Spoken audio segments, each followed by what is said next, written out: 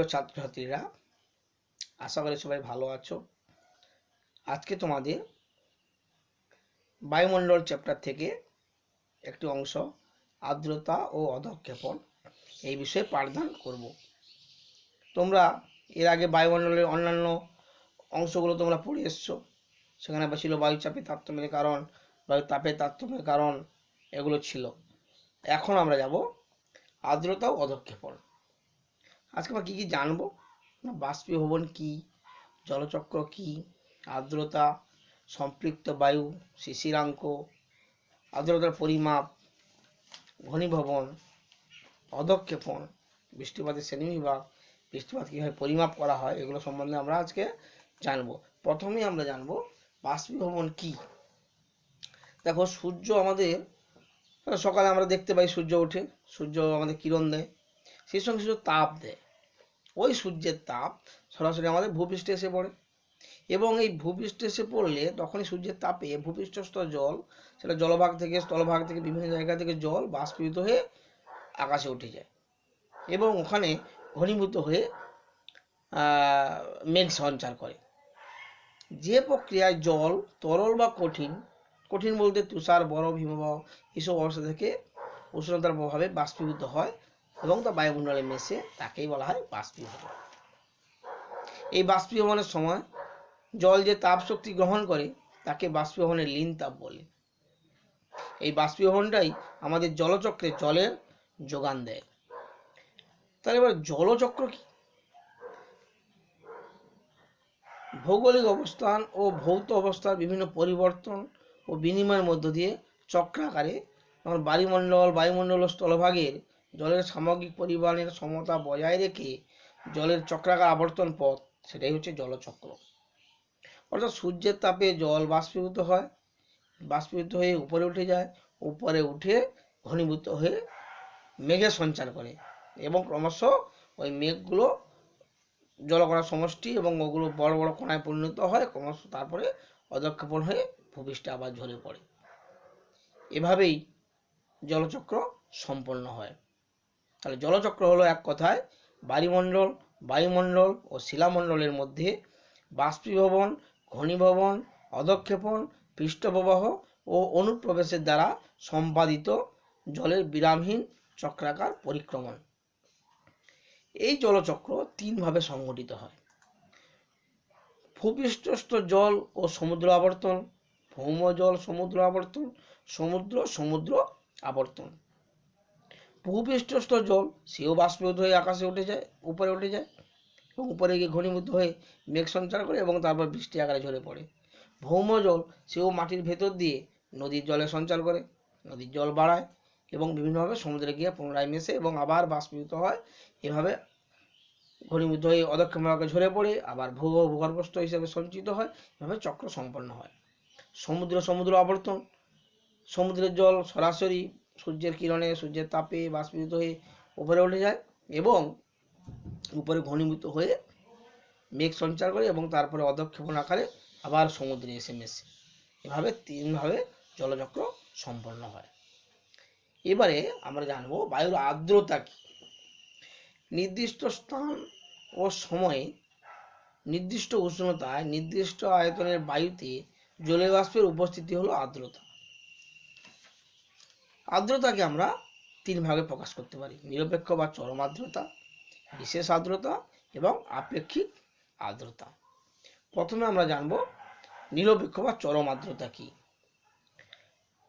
বায়ুর প্রতি একক আয়তনে উপস্থিত জলীয় বাষ্পের ভরকে ওই স্থানে নিরপেক্ষ বা চরম আর্দ্রতা বলে। অর্থাৎ কোনো নির্দিষ্ট সময়ে কোনো নির্দিষ্ট স্থানের একক আয়তনের বায়ুতে যে পরিমাণ জলীয় বাষ্প থাকে তাকে ওই বায়ুর নিরপেক্ষ বা চরম আর্দ্রতা বলে। সাধারণত প্রতি ঘনমিটার আয়তনের বায়ুতে যত গ্রাম জলীয় বাষ্প থাকে তাকেই বোঝায় চরম আর্দ্রতা। অর্থাৎ চরম আর্দ্রতাকে আমরা সূত্র হিসেবে বলতে পারি জলীয় বাষ্পের ভর ডিভাইডেড বাই বায়ুর আয়তন। এবার আমরা জানবো বিশেষ আর্দ্রতা।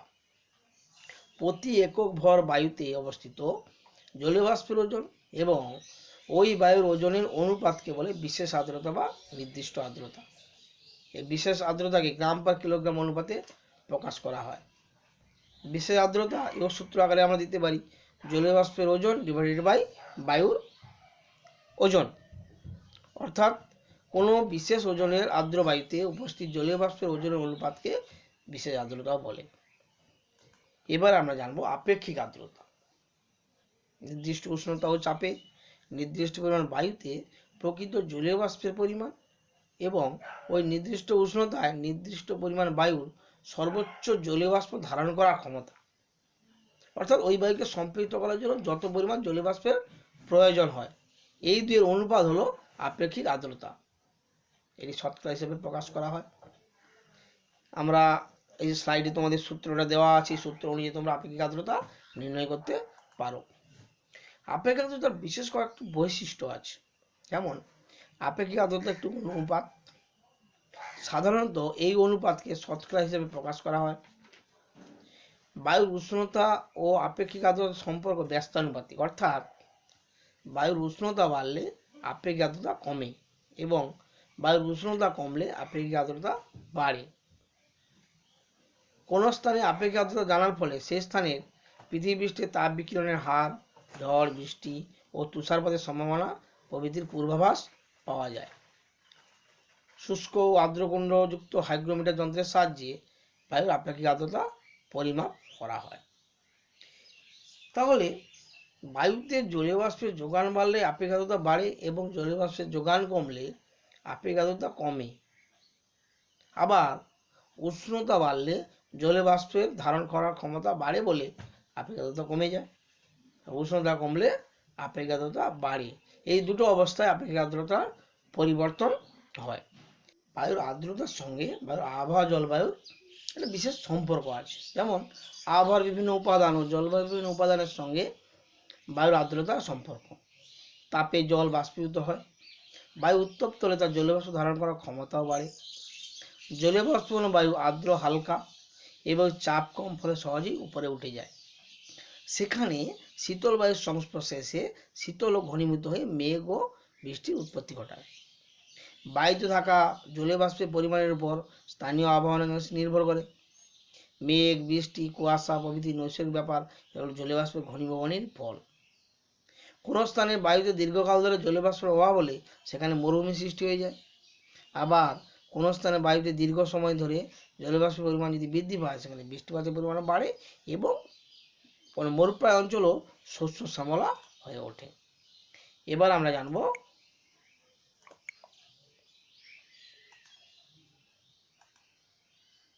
অধঃক্ষেপণ। তার আগে কয়েকটা বিশেষ জিনিস জানতে হবে, সেটা হচ্ছে সম্পৃক্ত বায়ু। একটি নির্দিষ্ট পরিমাণ বায়ু নির্দিষ্ট উষ্ণতায় একটি নির্দিষ্ট পরিমাণ জলীয় বাষ্প ধারণ করতে পারে। যখন তার চেয়ে বেশি জলীয় বাষ্প ধারণ করার ক্ষমতা বায়ুর আর থাকে না, তখন সেই বাতাসকে সম্পৃক্ত বায়ু বা পরিপৃক্ত বায়ু বলে। এবং এই সম্পৃক্ত বায়ু সঙ্গে শিশিরাঙ্কের একটা বিশেষ সম্পর্ক আছে। নির্দিষ্ট তাপমাত্রায় নির্দিষ্ট আয়তনের বায়ুর জলীয় বাষ্প ধারণ করার ক্ষমতা সীমাবদ্ধ। তাপমাত্রা বাড়লে ওই স্থানে জলীয় বাষ্প ধারণ করার ক্ষমতাও বেড়ে যায়। আবার কোন স্থানে যখন তাপমাত্রা কমে ওই স্থানে জলীয় বাষ্প ধারণ করার ক্ষমতাও কমে যায়। ভূপৃষ্ঠস্থ বায়ু যখন শীতল হয়ে যায় তখন ওই বায়ুতে অবশ্যই জলকণা বা জলীয় বাষ্প সেটা ঘনীভূত হয়ে জলকণার আকারে এবং কোনো শীতল বস্তুর উপর জলবিন্দু আকারে অবস্থান করে। যে তাপমাত্রাতে পৌঁছলে একটি জলীয় বাষ্প জলকণায় পরিণত হয় সেই তাপমাত্রাকে বলা হয় শিশিরাঙ্ক। এবং তখন অবশ্যই আপেক্ষিক আর্দ্রতা 100% পৌঁছে যায়। এই আপেক্ষিক আর্দ্রতা মাপার জন্য ব্যবহার করা হয় হাইগ্রোমিটার। পাশের ছবিতে তোমরা দেখতে পাচ্ছ হাইগ্রোমিটার। একটা শুষ্ক কুণ্ড আছে, একটা আর্দ্র কুণ্ড আছে ওর ভেতরে। এই হাইগ্রোমিটারটা এত সর্বাপেক্ষা সরল আকৃতির আর্দ্রতা যন্ত্র, তাই একে আবহাওয়া অফিস, শিল্প প্রতিষ্ঠান প্রভৃতি জায়গায় এই হাইগ্রোমিটার কিন্তু ব্যবহার করা হয় আপেক্ষিক আর্দ্রতা পরিমাপ করার জন্য। জলীয় বাষ্প যখন জলকণা বা বরফকণায় রূপান্তরিত হয় তখন যে প্রক্রিয়ায় রূপান্তরিত হয় তাকে বলে ঘনীভবন। ঘনীভবনের ফলে বৃষ্টিপাত হয়, শিলাবৃষ্টি হয়। ঘনীভবনের অনেকগুলো রূপ আছে। এই ঘনীভবন নির্ভর করে বায়ুতে আপেক্ষিক আর্দ্রতা পরিমাণের উপর আর উষ্ণ বায়ু শীতল হওয়ার হারের উপর। কত দ্রুত উষ্ণবায়ু শীতল হচ্ছে। যে পদ্ধতিতে উষ্ণবায়ু শীতল হয় তাকে শীতলীকরণ পদ্ধতি বলে। এটা আবার বিভিন্নভাবে হতে পারে, যেমন উষ্ণবায়ু শীতল বায়ু মিলনের ফলে, উষ্ণবায়ু থেকে তাপ বেরিয়ে গেলে বা তাপ বিকিরণ হলে, আর বায়ুর চাপ কমে গেলে উষ্ণবায়ু প্রসারণের ফলে। ঘনীভবনের পরবর্তী পদক্ষেপ বৃষ্টিপাত। এবার ঘনীভবনের যে কটা রূপ আছে আমরা চলো দেখে নিই। প্রথমে যাব ঘনীভবনে। দেখো তোমরা জলকণাগুলো বাষ্পীভূত হয়ে উপরে উঠছে। উপরে ঘনীভবনের ফলে তাপমাত্রা মানে কম হওয়ার জন্য বা শীতলতা হওয়ার জন্য জলকণাগুলো এলোমেলো উড়ার ফলে এবং পরস্পরে মিলে গিয়ে বড় বড় মেঘ সৃষ্টি করে, এবং এই মেঘে জলকণাগুলো পরস্পরকে আকর্ষিত হয় এবং আর ভেসে থাকতে পারে না, তখন বৃষ্টি আকারে ঝরে পড়ে। এটা আমরা জলচক্রতেও জেনে এসেছি। এই যে জলবাষ্প ঘনীভূত হয়ে জলকণায় পরিণত হয়, এই টোটাল প্রসেসটার নামই হচ্ছে ঘনীভবন। ঘনীভবনের ফলে ঘনীভূত জলের বিভিন্ন যে রূপ, তার মধ্যে প্রথম রূপ হচ্ছে কুয়াশা। শীতকালে দীর্ঘ রাতে যখন ভূপৃষ্ঠ তাপ বিকিরণ করে, ভোর রাতের দিকে অধিক শীতল হলে ভূপৃষ্ঠ সংলগ্ন বায়ুস্তর শীতল হয়ে শিশিরাঙ্কে পৌঁছায় এবং জলীয় বাষ্প ভাসমান ধূলিকণাকে আশ্রয় করে ঘনীভূত হয়ে ভূমি সংলগ্ন নিম্ন বায়ুস্তরে ভাসতে থাকে। এর নাম কুয়াশা। তোমরা শীতকালে দেখেছো ভোরে। শহরাঞ্চলে, কলকারখানা অঞ্চলে, যুক্ত অঞ্চলে যেখানে বায়ুতে ধূলিকণা বেশি থাকে, ধোঁয়া বেশি হয়, সেসব জায়গায় কুয়াশা বেশি দেখা যায়। সেই সঙ্গে আমরা প্রায় দেখতে পারি শিশির। এও কিন্তু কোনো স্থানে শীতল বিন্দুর উপর জলীয় বাষ্প যখন জমা হয় জলকণার আকারে, সেটাই বলা হয় শিশির। শিশির সৃষ্টিরও একই রকম পদ্ধতি ঘনীভবন। ভূপৃষ্ঠস্থ বায়ু যখন রাত্রে শীতল হয়ে যায়, তখন তাতে উপস্থিত জলীয় বাষ্পগুলো ঘনীভূত হয় এবং জলকণার আকারে কোনো শীতল জায়গার উপরে বা শীতল বস্তুর উপরে জলকণার আকারে জমা হয়। একে বলা হয় শিশির। এবং ঘনীভবনের আর একটা রূপ হলো মেঘ।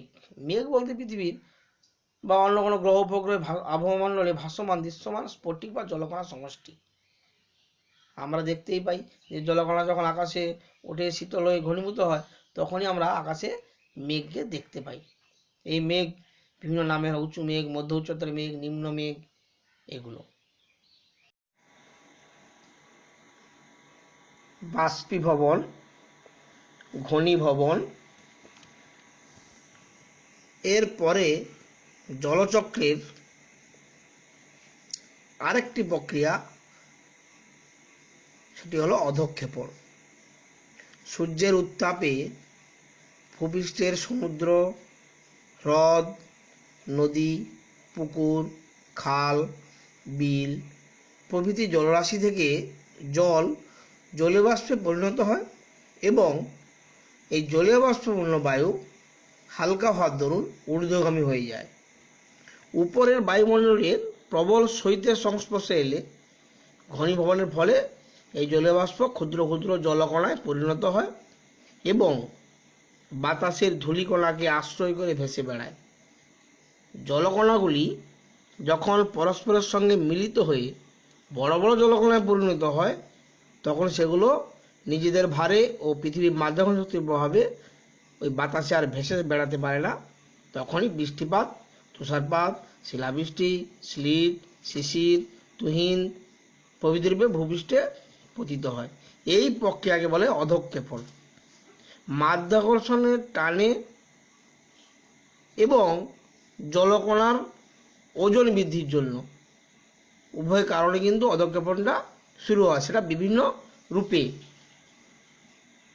তোমরা স্ক্রিনে দেখতে পাচ্ছ বৃষ্টিপাত, তুষারপাত, শিলাবৃষ্টি, তুহিন, এগুলো সবই কিন্তু অধঃক্ষেপণ। তাহলে অধঃক্ষেপণ শুধু যে আমরা বৃষ্টিপাতকে বলবো তা নয়। বৃষ্টিপাত, তুষারপাত, শিলাবৃষ্টি, স্লিট, তুহিন, এগুলো সব। বৃষ্টিপাত কি জিনিস? তোমরা সচরাচর বৃষ্টিপাত কিন্তু নিজের চোখেই দেখো, কিন্তু বৃষ্টিপাতটা কিভাবে ঘটে সেটা তোমাদের জানতে হবে। সূর্যের উত্তাপে ভূপৃষ্ঠের সমুদ্র, হ্রদ, নদী, পুকুর, খাল, বিল প্রভৃতি জলরাশি থেকে জল জলীয় বাষ্পে পরিণত হয়, আর ওই জলীয় বাষ্প বাতাস হালকা হওয়ার দরুন ঊর্ধ্বগামী হয়। আর উপরে বায়ুমণ্ডলের প্রবল শৈত্য, যেটা আমরা বায়ুমণ্ডলের স্তর বিন্যাসে তোমরা জেনেছ, সেখানে ট্রপোস্ফিয়ারে প্রতি 1000 মিটার উচ্চতা বৃদ্ধিতে 6.4 ডিগ্রি সেন্টিগ্রেড করে তাপমাত্রা হ্রাস পায়। তাহলে স্বাভাবিকভাবেই যত উপরে উঠবে তোমরা, ওখানে কিন্তু শীতলতা পাবে। জলীয় বাষ্প সেরকম উপরে উঠে শীতলতার প্রভাবে ঘনীভূত হয় এবং ঘনীভূত হয়ে ক্ষুদ্র ক্ষুদ্র জলকণায় পরিণত হয়, আর বাতাসের ধূলিকণাকে আশ্রয় করে মেঘের আকারে ভেসে বেড়ায়। যখন তারা পরস্পরের সঙ্গে মিলিত হয়, তখন সেগুলো বড় বড় জলকণায় পরিণত হয়, আর সেগুলো নিজেদের ভারী এবং মাধ্যাকর্ষণ শক্তির প্রভাবে বাতাসে আর ভেসে থাকতে পারে না। তখন সেই মেঘ থেকে জলকণাগুলো জলের ফোঁটার আকারে ঝরঝর করে ঝরে পড়ে। শুধু এভাবেই বৃষ্টিপাত সৃষ্টি হয় এমন নয়, অনেক সময় জলীয় বাষ্প বায়ু কোথাও উড়ে গিয়ে বাধা পেয়ে আর তাকে টপকাতে পারে না, তখন তার গা বেয়ে উপরে উঠে যায়। সেই উপরে উঠে শীতলতার প্রভাবে আবার ঘনীভূত হয় এবং সেখানে মেঘ সৃষ্টি হয়। তারপরে সেই ভাসতে পারে না, আবার বৃষ্টি আকারে বা তুষার আকারে ঝরে পড়ে। এবার আমরা জানবো এই বৃষ্টিপাতের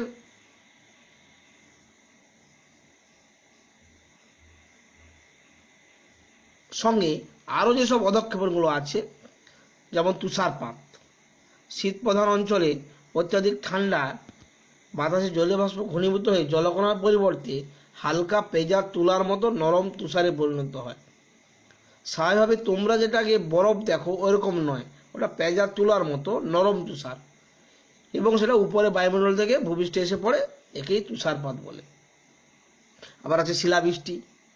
হামেশাই তোমরা দেখে থাকো যে বৃষ্টির সঙ্গে বড় বড় পাথরের মতো বিভিন্ন সাইজের বরফখণ্ড ভূপৃষ্ঠে এসে পড়ে।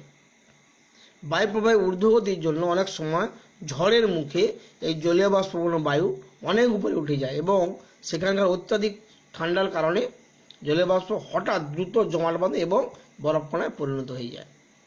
এইসব বরফকণা পরস্পরের সঙ্গে মিলিত হয়ে আরও বড় বড় বরফকণায় পরিণত হয় এবং একসময় তারা আর বাতাসে ভেসে বেড়াতে পারে না।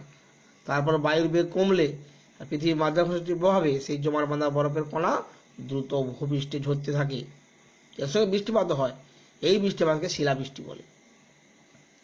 এছাড়া আছে স্লিট। শীত প্রধান অঞ্চলে বা নাতিশীতোষ্ণ অঞ্চলে শীতকালে বৃষ্টিপাতের বদলে বায়ুস্থিত বরফের কণাগুলো ভূপৃষ্ঠে ঝরে পড়ে। এই বরফ কণা অবশ্য বেশ শক্ত হয়, এটা স্লিট বলে। আর তুহিন, আমরা যেটাকে শিশির বলে দেখি, আমরা আমাদের ঘাসের উপরে জমা থাকে জলকণা। শীত প্রধান অঞ্চলে বা নাতিশীতোষ্ণ অঞ্চলে শীতকালে গাছের পাতা বা ঘাসের উপর শিশিরের পরিবর্তে টুকরো টুকরো সাদা সাদা তুলোর মতো কোমল ও শীতল এক রকমের আবরণ সৃষ্টি হয়, একেই বলে তুহিন। তাহলে অধঃক্ষেপণ শুধু বৃষ্টিপাত নয়, অধঃক্ষেপণের সঙ্গে আছে তুষারপাত, শিলাবৃষ্টি, স্লিট, তুহিন প্রভৃতি। বৃষ্টিপাত আমরা সচরাচর যেরকমভাবে আমরা জানি যে জল বাষ্প হয়ে উপরে উঠে যায়, উপরে ঘনীভূত হয়, আবার বৃষ্টি আকারে ঝরে পড়ে। কিন্তু বৃষ্টিপাতের উৎপত্তির কারণ ও বৈশিষ্ট্যের পার্থক্য অনুসারে একে 3 ভাগে ভাগ করা হয়, যথা পরিচলন বৃষ্টিপাত, শৈলক্ষেপ বৃষ্টিপাত, ঘূর্ণ বৃষ্টিপাত। পরিচলন বৃষ্টিপাত পরিচলন পদ্ধতিতে ঘটে। এটা সূর্যের উত্তাপে ভূপৃষ্ঠের সমুদ্র, হ্রদ, নদী, পুকুর, খাল, বিল প্রভৃতি জলরাশি থেকে জল জলীয় বাষ্পে পরিণত হয়, আর এই জলীয় বাষ্প বায়ু হালকা বলে সোজা উপরে উঠে যায়। আর উপরে স্বাভাবিকভাবেই উপরে প্রবল শৈত্যের সংস্পর্শে এলে ঘনীভবনের ফলে জলীয় বাষ্প ক্ষুদ্র ক্ষুদ্র জলকণায় পরিণত হয় এবং বাতাসের ধূলিকণাকে আশ্রয় করে মেঘের আকারে আকাশে ভেসে থাকে। এই ভেসে থাকার সময় যখন জলকণাগুলো পরস্পরের ঠোকাঠুকি লাগে, পরস্পর যখন মিলিত হয়, তখন বড় বড় জলকণায় পরিণত হয় এবং সেগুলো নিজেদের ভারী আর পৃথিবীর মাধ্যাকর্ষণ শক্তির প্রভাবে বাতাসে আর ভেসে থাকতে পারে না। তখন সেই মেঘ থেকে জলকণাগুলি প্রধানত জলের ফোঁটার আকারে ঝলঝল করে ভূপৃষ্ঠে পড়ে যায়। এরকম বৃষ্টিকে বলে পরিচলন বৃষ্টিপাত। অর্থাৎ পরিচলন বৃষ্টিপাত বেশ কয়েকটা ধাপে সম্পন্ন হয়। দিনের বেলা প্রচণ্ড সূর্যতাপ, তখন ভূপৃষ্ঠ সংলগ্ন জলভাগ থেকে জল বাষ্পীভূত হয় এবং লিনতাপ ত্যাগ করে ঘনীভূত হয়। তারপর ওই লিনতাপ বায়ুকে আরো উপরে তুলে বজ্রগর্ভ মেঘ সৃষ্টি করে। এই মেঘ থেকে বজ্রবিদ্যুৎ সহ ঝমঝমে বৃষ্টি হয়। এইভাবে স্টেপ বাই স্টেপ পরিচালন বৃষ্টিপাত সংঘটিত হয়। নিরক্ষীয় অঞ্চলে পৃথিবীর এই পরিচালন বৃষ্টিপাত সবচেয়ে বেশি হয়। যেমন কঙ্গো অববাহিকা, আমাজন অববাহিকা, মালয়েশিয়া, ইন্দোনেশিয়া, সিঙ্গাপুর এসব অঞ্চলে বায়ুমণ্ডলের জলীয় বাষ্পের পরিমাণটা বেশি থাকে। কারণ আমরা যদি পৃথিবীর ম্যাপটা একটু দেখি, তোমরা যে এই যে ছবিতে ম্যাপটা দেওয়া আছে, দেখবে পৃথিবীর ম্যাপে নিরক্ষীয় অঞ্চলটা জলভাগের উপর দিয়েই বিস্তৃত আছে। এই পরিচালন বৃষ্টিপাত সাধারণত নিরক্ষীয় অঞ্চলে বেশি ঘটে। তোমরা যদি পৃথিবীর ম্যাপ কল্পনা করো, বা আমার স্লাইডে দেওয়া আছে দেখো পৃথিবীর ম্যাপটা, পৃথিবীর ম্যাপে নিরক্ষরেখা যে যে জায়গার উপর দিয়ে গেছে তার বেশিরভাগটাই কিন্তু জলভাগে অবস্থান করছে। শুধুমাত্র আফ্রিকার মধ্যভাগ অর্থাৎ কঙ্গো অববাহিকা, দক্ষিণ আমেরিকার ঊর্ধ্ব অংশ অর্থাৎ আমাজন অববাহিকা, এছাড়া ইন্দোনেশিয়া, মালয়েশিয়া, সিঙ্গাপুর এরকম ছোট ছোট কয়েকটি দেশের উপর দিয়ে এই নিরক্ষরেখাটা অবস্থান করছে। আর পুরোটাই জলভাগের উপরে অবস্থান করছে। এই জলভাগের উপরে অবস্থান করার কারণে সূর্যের তাপীয় রশ্মির দ্বারা জলভাগ থেকে খুব বেশি জলীয় বাষ্প নির্গত হয় এবং এই বায়ুমণ্ডলে জলীয় বাষ্পের পরিমাণ বেশি থাকায় এই অঞ্চলে সারা বছর ধরে পরিচালন বৃষ্টিপাত হয়। প্রধানত বিকালের দিকে বজ্র বিদ্যুৎ সহ প্রবল বৃষ্টিপাত হয়। এটাই হচ্ছে পরিচালন বৃষ্টিপাতের প্রধান বৈশিষ্ট্য। তাছাড়া নাতিশীতোষ্ণ অঞ্চলে গ্রীষ্মকালের শুরুতে বা আমাদের ভারতীয় উপমহাদেশে শরৎকালে কিন্তু এই পরিচালন বৃষ্টিপাতটা হয়ে থাকে। নিরক্ষীয় অঞ্চলে পরিচালন বৃষ্টিপাত হওয়ার অনেকগুলো কারণ বললাম, কিন্তু যে কারণগুলো মূলত দায়ী এই নিরক্ষীয় অঞ্চলে পরিচালন বৃষ্টিপাত হওয়ার জন্য, তার মধ্যে একটি হলো বায়ুমণ্ডলের যথেষ্ট উষ্ণতা, আর এই উষ্ণতার সাহায্যে বাষ্পীভূত হওয়ার জন্য প্রচুর জলভাগ। নিরক্ষরেখা উভয় পাশে 5 ডিগ্রি থেকে 10 ডিগ্রি উত্তর দক্ষিণ অক্ষের মধ্যে সূর্য সারা বছর লম্বাভাবে প্রখর কিরণ দেয়। এই অঞ্চলের স্থলভাগের তুলনায় জলভাগ বেশি বলে দিনের বেলা প্রখর সূর্য কিরণে উত্তাপে এই অঞ্চলে জল বাষ্পীভূত হয় এবং বাতাসের সঙ্গে মিশে থাকে। আবার নিরক্ষীয় নিম্নচাপ শান্ত বলয়ের বায়ু প্রধানত ঊর্ধ্বগামী হয়। এই অঞ্চলের এই ঊর্ধ্বগামী উষ্ণ হালকা বায়ু উপরে উঠে শীতল ও ঘনীভূত হয়ে প্রথমে মেঘের সৃষ্টি করে, পরে ছোট ছোট জলকণায় পরিণত হয় এবং বাতাসের ধূলিকণাকে আশ্রয় করে মেঘের আকারে ভেসে থাকে। এই জলকণাগুলো যখন পরস্পরের সঙ্গে মিলিত হয়ে বড় বড় জলকণায় পরিণত হয় তখন আর ভেসে থাকতে পারে না, পৃথিবীর মাধ্যাকর্ষণ শক্তির টানে ভূপৃষ্ঠে নেমে আসে। তাই পৃথিবীর নিরক্ষীয় অঞ্চলে পরিচালন বৃষ্টিপাত ঘটার জন্য প্রয়োজনীয় এই দুটি শর্ত ভালোভাবে পূরণ হয়, তাই নিরক্ষীয় অঞ্চলে পরিচালন বৃষ্টিপাত বেশি হয়। বৃষ্টিপাতের দ্বিতীয় শ্রেণীবিভাগ শৈলোৎক্ষেপ বৃষ্টিপাত। জলীয় বাষ্পবহন বায়ু, বিশেষ করে আর্দ্র বায়ু যদি হয়, তাহলে জলীয় বাষ্পপূর্ণ আর্দ্র বায়ু ভূপৃষ্ঠের উপর দিয়ে প্রবাহিত হওয়ার সময় যখন এই বায়ু প্রবাহের গতিপথে কোনো উঁচু জায়গা পেয়ে যায়, অর্থাৎ উঁচু পাহাড়, পর্বত বা উঁচু কোনো মালভূমি থাকলে বায়ু প্রবাহ সেখানে বাধা পায় এবং ওই উঁচু পাহাড়, পর্বত, মালভূমির গা বেয়ে বেয়ে উপরে উঠতে থাকে। আর স্বাভাবিক নিয়মেই সেই তোমাদের পরিচালন বৃষ্টিপাতে বলেছি, উপরে উঠলেই উপরে শৈত্যের প্রভাব, সেই উপরে শীতল বায়ুর সংস্পর্শে সেই জলীয় বাষ্পবহন বায়ু শীতল ও ঘনীভূত হয় এবং পর্বত বা মালভূমির প্রতিবাদ ঢালে, অর্থাৎ বায়ুমুখী ঢাল, যে ঢালে বায়ুটা বাধা পায় সেই ঢালে বৃষ্টিপাত রূপে নেমে আসে। শৈলরাশির অবস্থিতির জন্য বৃষ্টিপাত সংঘটিত হয় বলে একে শৈলোৎক্ষেপ বৃষ্টিপাত বলা হয়। এও কয়েকটা পদ্ধতি অনুযায়ী এই বৃষ্টিপাত সংঘটিত হয়। যেমন প্রথমে জলীয় বাষ্পবহন আর্দ্র বায়ু ভূপৃষ্ঠের উপর দিয়ে প্রবাহিত হওয়ার সময় যদি কোনো উঁচু পাহাড়, পর্বত বা মালভূমিতে বাধাপ্রাপ্ত হয় তবে ওই বায়ু পর্বত বা মালভূমির গা বেয়ে আরও উপরে ওঠে এবং উচ্চতা বৃদ্ধির ফলে ক্রমশ শীতল হয়। এরপর পাহাড়ের উঁচু অংশ যদি বরফাবৃত থাকে তাহলে জলীয় বাষ্পীভবন ওই বায়ু বরফের সংস্পর্শে এসে, বা যদি বরফ নাও থাকে স্বাভাবিকভাবেই উঁচুতে উঠলেই এমনিতেই শীতলতার সংস্পর্শে এসে ওই বায়ুটা ঘনীভূত হয়ে যায় এবং পাহাড়ের ওই বায়ুমুখী ঢালে বৃষ্টিপাত ঘটায়। আবার সমুদ্রের কাছাকাছি যদি কোনো পর্বত বা মালভূমি থাকে তাহলে প্রবল বেগে প্রবাহিত এই জলীয় বাষ্পীভবন আর্দ্র বায়ু উঁচু পর্বত বা মালভূমি দ্বারা সমকোণে বাধা পায় এবং পর্বতের উপরে বা বরফাচ্ছন্ন থাকলে ওখানে শৈলতকে বৃষ্টিপাত ঘটায়। সাধারণত মৌসুমী জলবায়ু অঞ্চলে এই শৈলতকে বৃষ্টিপাতটা বেশি হয়। আমি এই শৈলতকে বৃষ্টিপাত তোমাদের বলার সময় দুটো টার্ম বলেছি, একটা প্রতিবাদ ঢাল, একটা অনুবাদ ঢাল। দক্ষিণ পশ্চিম মৌসুমী বায়ু যখন বাধাপ্রাপ্ত হয় সেটা পর্বতের প্রতিবাদ ঢালেই বাধাপ্রাপ্ত হয়। তাহলে আগে তোমাদের বলি প্রতিবাদ ঢাল কি জিনিস। বায়ু প্রবাহ এসে পাহাড় পর্বতের গায়ে যেদিকে প্রতিহত হয়ে বৃষ্টিপাত ঘটায় পাহাড়ের সেই দিককে বলে প্রতিবাদ ঢাল। এই ঢালে প্রচুর বৃষ্টিপাত হয় এবং এই দিকেই প্রচুর উদ্ভিদ জন্মায়। অনুবাদ ঢাল বায়ু প্রবাহ এসে পাহাড় পর্বতের গায়ে যেদিকে প্রতিহত হয় এবং বৃষ্টিপাত ঘটায় সেই দিকটা ছাড়িয়ে যখন ওই পাহাড়টা টপকে যায় তখন ওই বায়ুটা জলীয় বাষ্প প্রায় থাকে না বললেই চলে। এবং ওই শুকনো বায়ুটা যখন যায় তখন প্রায় বৃষ্টিপাত হয় না। এই জলীয় বাষ্পহীন ওই শুকনো বাতাস পাহাড় অতিক্রম করে পাহাড়ের অপর দিকে যে ঢালটাই গিয়ে প্রবেশ করে পাহাড়ের সেই ঢালটাকে বলে অনুবাদ ঢাল। ভারতে দক্ষিণ পশ্চিম মৌসুমী বায়ু ভারতে হিমালয় ও অন্যান্য পাহাড় পর্বতে বাধা পেয়ে এই শৈলতকে বৃষ্টিপাত ঘটায়। আবার ভারতের উপদ্বীপীয় অঞ্চলে দুটো পর্বতমালা আছে, পূর্ব দিকে আছে পূর্বঘাট পর্বতমালা, পশ্চিম দিকে আছে পশ্চিমঘাট পর্বতমালা।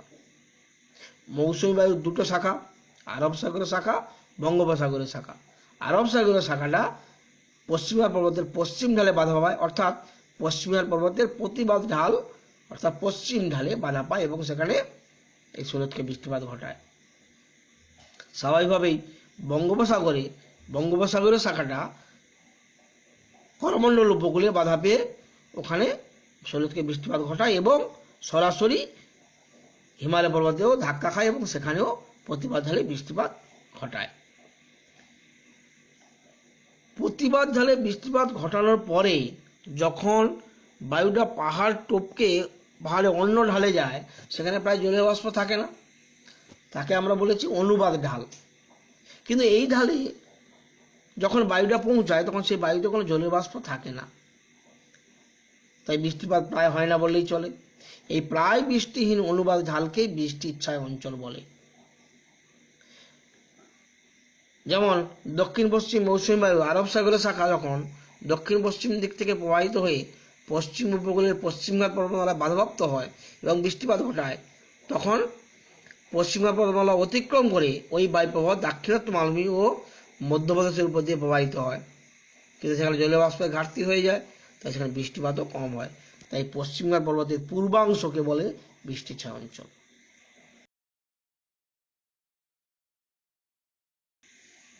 ঘূর্ণবাত এই নামের সঙ্গে দেখো এর সংজ্ঞা লুকিয়ে আছে। ঘূর্ণি আকারে বৃষ্টিটা সৃষ্টি হয়। ঘূর্ণি হওয়ার অবশ্যই কারণ আছে। উষ্ণ জলীয় বাষ্পপূর্ণ বাতাস এবং শীতল বাতাস যখন ভূপৃষ্ঠের সমান্তরালে প্রবাহিত হয় পরস্পরের দিকে তখন সংঘর্ষ হয়। উষ্ণ বাতাস শীতল বাতাসের সীমারেখা ধরে ক্রমশ উচ্চ ঢালের উপরে উঠতে থাকে। এই উষ্ণ জলীয় বাষ্পপূর্ণ বায়ু ওই শীতল বাতাসের সংস্পর্শে এসে বৃষ্টিপাত ঘটায়।